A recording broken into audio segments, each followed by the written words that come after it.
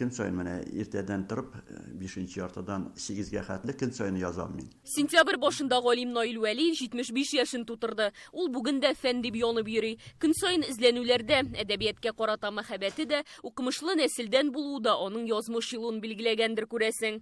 Мин бәхетле кеше язып утырганда. Язасың, кирәкле эшлим дип уйлыйм мин аны. Теге хәзер бик авыр замана, бөтен дөнья нәрсәгә, Европаларына нәрсәгә әйләнеп бетте. Без менә үзебезнең мәдәниятне күтәреп, әдәбиятыбызны күтәреп, шул ниләргә каршы хәлебездән килгәнчә көрәшергә кирәк дип уйлыйм. Сел на пароход, поплыл в Елабугу.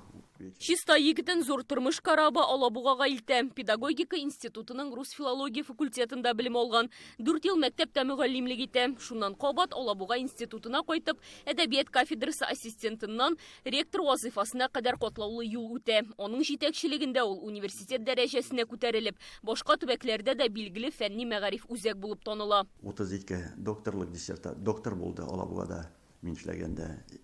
83 кандидат.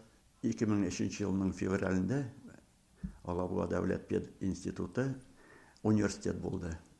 Мин аны Минтимишаричка шалтыратып әйттем Мәскәүдән. Ну, это молодец, булдырасың ди. Институтта укыган чакта ук Наил Вәлиев фән белән шөгыльләнә башлый. Туган ягы тарихын өйрәнә, язмаларында борынгы шәһәрләрнең мәдәни мирас объектларын саклау мәсьәләсен күтәрә.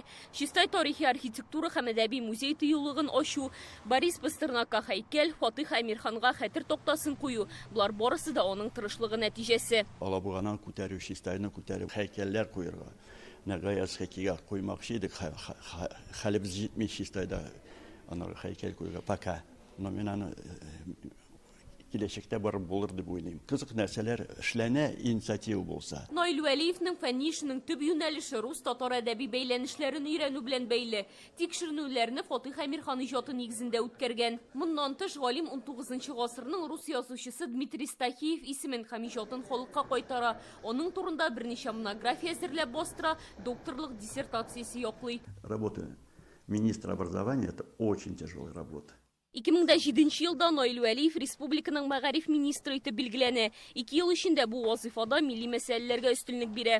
Мин Мәскәүдә чыгыш ясадым, анда коллегиядә дә, зур җыелышларда да шул проблемаларны күтәреп, егегә каршы чыктым. Егене татар телендә рөхсәт бирмәделәр бит бирергә. Академикның иң саллы хезмәтләренең берсе чисто литературный дип атала.